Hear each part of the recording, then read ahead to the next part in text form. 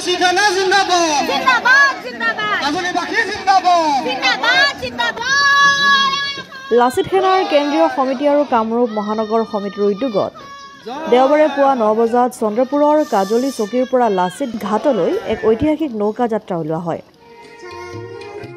ঐতিহাসিক নৌকা যাত্ৰাৰ কাৰ্যসূচীৰ শুভাৰম্ভ কৰে উদযাপন সমিতিৰ সভাপতি ৰঞ্জিত চেতিয়াই। 3খন নাৱেৰে কাজলী চকীৰ পৰা লাচিত ঘাটলৈ এক ঐতিহাসিক নৌকা যাত্ৰা উলিওৱা হয়।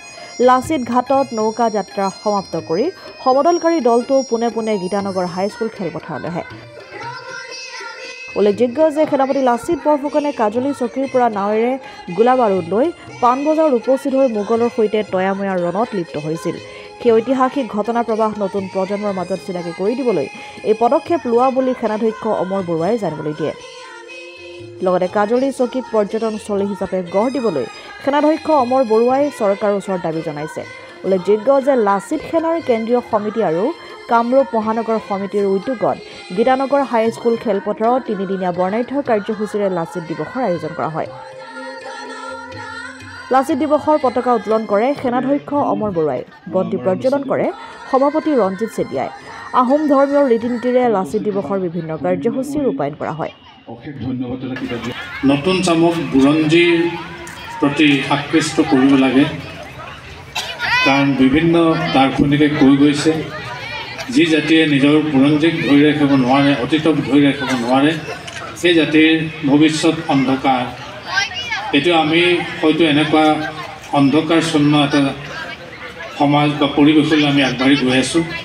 আমাৰ যিটো লাচিত সেনাৰ কেন্দ্ৰীয় সমিতিৰ উদ্যোগত কামৰূপ জিলা সমিতিৰ সহযোগত আমি যি লাচিত দিৱস উদযাপন কৰিছোঁ আৰু আজি উদযাপনৰ লগত লাচিত দিৱসৰ লগত আমি সংগতি ৰাখি আমি ঐতিহাসিক যি শৰাইঘাট ৰণৰ বিজড়িত স্থল যি কাজলী চকীৰ পৰা আমি লাচিত ঘাটলৈ আমি এটা নৌকা যাত্ৰা বাহিৰ কৰিছোঁ আৰু ইয়াৰ জৰিয়তে আমি এটা অসমৰ সমন্বয়ৰ বাৰ্তা যি 600 বছৰীয়া আহোম ৰাজত্বৰ বীৰগাথা, অসমীয়া জাতিৰ বীৰগাথাৰ যি বুৰঞ্জীত লিখি থৈ গ'ল যে আমাৰ লাচিত বৰফুকনে, আৰু যি সেই লাচিত বৰফুকনৰ স্মৃতিত তেখেতৰ স্মৃতিৰ বিজড়িত আজি ঠাইৰ পৰা আমি নৌকা যাত্ৰা বাহিৰ কৰিছোঁ। ইয়াৰ জৰিয়তে অসমৰ খিলঞ্জীয়া জাতি সত্তা সকলো জাতি জনগোষ্ঠীৰ সমন্বয়ৰ এটা ভেটি গঢ়ি যি আগন্তুক যিসমূহ ভৱিষ্যত আহিবলগীয়া দিনবোৰত যাতে আমি লাচিত বৰফুকন আদৰ্শ, লাচিত বৰফুকনৰ ত্যাগৰ উদ্বুদ্ধ হৈ যাতে আমি কাম কৰিব পাৰোঁ, তাৰে আমি এটা বাৰ্তা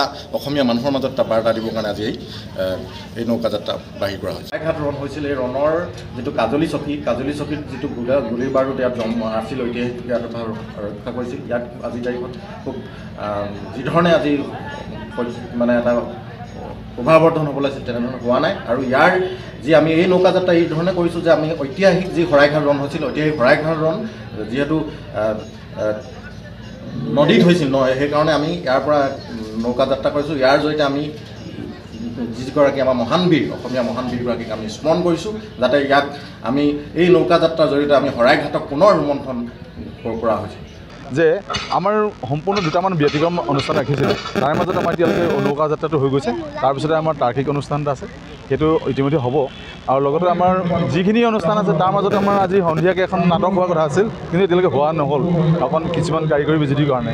গতিকে আজি আমি আশা কৰিছোঁ যে আমাৰ এই অনুষ্ঠানটোৰ জৰিয়তে অসমৰ বিভিন্ন স্তৰত সম্ভৱতঃ ছাত্ৰ ছাত্ৰীসকলৰ মাজত এটা প্ৰভাৱ পৰিব, কিয়নো আমি গোটেই অনুষ্ঠানটোৱেদি নৌকা যাত্ৰাটোৱেদি আমি এটা প্ৰতিফলিত কৰিব বিচাৰিছোঁ যে আমাৰ লাচিত বৰফুকনৰ যিটো যুদ্ধযাত্ৰা আছিল আৰু যিটো তেওঁৰ যুদ্ধৰ কাৰণে আহি পেলাই য'ত কাজলী চকীত মানে সামৰিক ঘাটি তেওঁ স্থাপন কৰিছিল, সেই তাৰ ৰাইজৰ এটা বিপুল সঁহাৰি পাইছোঁ আৰু সেই অঞ্চলটোৰ পৰা এটা বিশেষভাৱে এটা বাৰ্তা যাব বুলি আমি অনুভৱ কৰিছোঁ।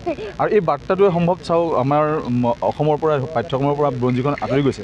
গতিকে লাচিত বৰফুকনৰ যিখিনি নীতি নিৰ্দেশনা আছিল, তেওঁ যিখিনি সমৰকলা আছিলে, তেওঁ যিখিনি নীতি অনুধাৱন কৰি পেলাই আমাৰ অসমখন সুৰক্ষাৰ কাৰণে তেওঁ গুৱাহাটীলৈ আহিছিলে, সেই গোটেই বস্তুটো আজি নৌকা যাত্ৰাটো কিন্তু প্ৰতিফলিত কৰিছে। আৰু নৌকা যাত্ৰাটোত এনেকুৱা কথা হৈছে যিটো মানে বিভিন্ন জাতি জনগোষ্ঠীৰ সংমিশ্ৰণত হৈছিলে, আৰু সেই সংমিশ্ৰণৰ ফলত আমি দেখা পাইছোঁ আজি আমাৰ বিভিন্ন জাতি জনগোষ্ঠীৰ যুৱক যুৱতীসকলে আমাৰ ইয়াত সহযোগিতা কৰিছে। আৰু কাজলীবাসী আমি খুবেই ধন্যবাদ জনাব লাগিব যে কাজলী চকীক কাজলীবাসীয়ে এনেধৰণে সংৰক্ষণ কৰি ৰাখিছে, তেখেতলোকক সুৰক্ষিত কৰি ৰাখিছে, য'ত নেকি আজিলৈকে তাত বিদেশীৰ প্ৰভাৱ পৰা নাই। আমি সেইটো এতিয়ালৈকে জ্ঞাত হৈছোঁ। আৰু দ্বিতীয় কথাটো হ'ল কি, সেই কাজলী চকীৰ পৰা যিটো আতিথ্যৰে তেখেতলোকে আজি তাতো আমাৰ এটা মাংগলিক কাৰ্যসূচী হৈছে, আৰু তাৰ পৰা আমি শৰাইঘাট মূৰ্তিৰ তলত আমি আহি পেলাই আমাৰ এটা মাংগলিক কাৰ্যসূচী লৈছোঁ। তাৰ পৰা আহিছোঁ ইয়ালৈ, আৰু এতিয়া আমাৰ সন্ধিয়াকৈ এটা মাংগলিক কাৰ্যসূচী হ'ব। আৰু যোৱাকালিও এটা আমাৰ বান্ধি পূজা বুলি কয়, যিটো আহোমৰ পৰম্পৰা হয়। আৰু সন্ধিয়াকৈ আমি বিভিন্ন জাতি জনগোষ্ঠীৰ মাজত নিজৰ পৰম্পৰাগতভাৱে তেখেতলোকে পূজা অৰ্চনা কৰিবৰ কাৰণে আমি থলি ৰাখিছোঁ ইয়াতে।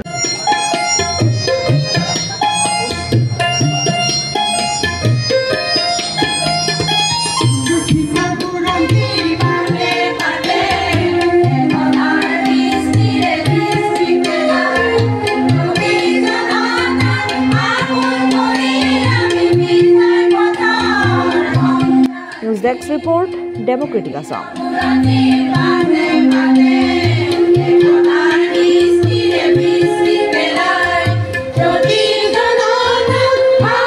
Sorry.